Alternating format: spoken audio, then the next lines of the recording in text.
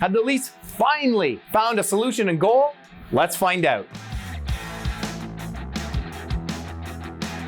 This week on Sportsnet Power Rankings, we're all about the goalies. Every summer, the goalie carousel spits out puck stoppers in new cities. Last summer, the Toronto Maple Leafs replaced not just one, but two goalies. They completely changed their battery. And while I think a lot of people saw what Kyle Dubas was going for by acquiring Matt Murray and Ilya Samsonov, I'm not sure everyone thought it would work out. Well, guess what? 2 months into the season, the Leafs goaltending has been fantastic. Toronto's getting some of the best puck stopping in the league. Both Murray and Samsonov have spent some time on the IR, but when they're in the crease, they've been very solid. And let's get a little stick tap as well to Erik Källgren. He has stepped in when those guys have been hurt and absolutely done his best to hold the fort. Of course, the Toronto crease was empty because Jack Campbell departed via free agency for Edmonton. And I think it's safe to say so far, neither party is happy how things have gone in Northern Alberta. Campbell has really struggled to find his game. He's got one of the worst 5-on-5 save percentages in the league. Luckily for the Oilers, though, rookie Stuart Skinner has stepped in and done an admirable job stopping pucks, while Campbell,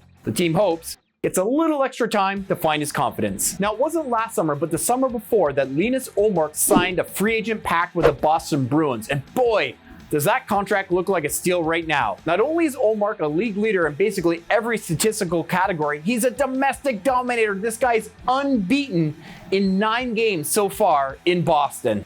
As good as Ullmark's been, the best stopper in the league this year just might be the New York Islanders' Ilya Sorokin. This guy is exactly what you're talking about when you say you want a guy who gives you a chance to win every single night. He is the backbone of that very competitive Islanders squad. Last year, the Russian goalie in New York who was getting Hart Trophy votes was Igor Shesterkin with the Rangers. This time out, could well be Sorokin, who you see in the MVP race. If great goaltending can make your season, then shoddy puck stopping can torpedo it in a hurry. And that might be what's going on with the Los Angeles Kings right now. The Kings have already waived Cal Peterson.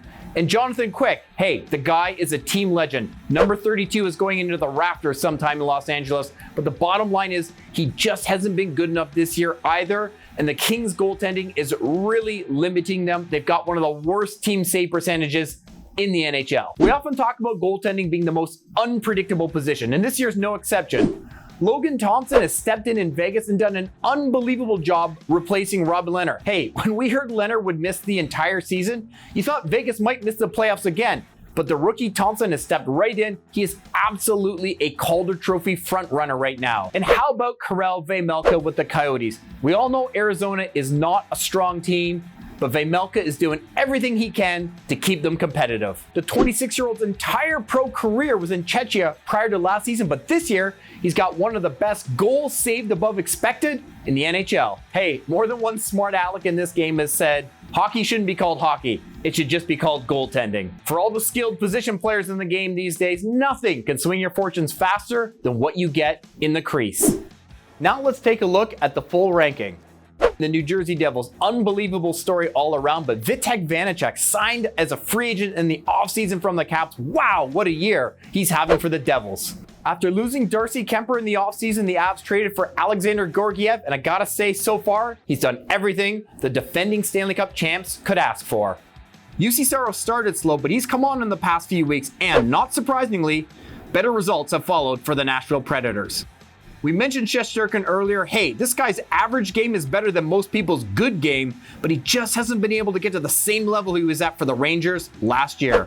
Things have sort of slid off the rails for the Flyers, but there's still a lot of encouraging signs from the once heralded prospect, Carter Hart. The Ottawa Senators have been better of late, and that has a lot to do with Cam Talbot coming back. Missed the start of the season with injury, but he's starting to look like the guy they'd hoped he'd be when they got him from the Minnesota Wild. I'm Ryan Dixon. That's all the goalie talk we have for you this week, but check back very soon for another edition of the Sportsnet Power Rankings.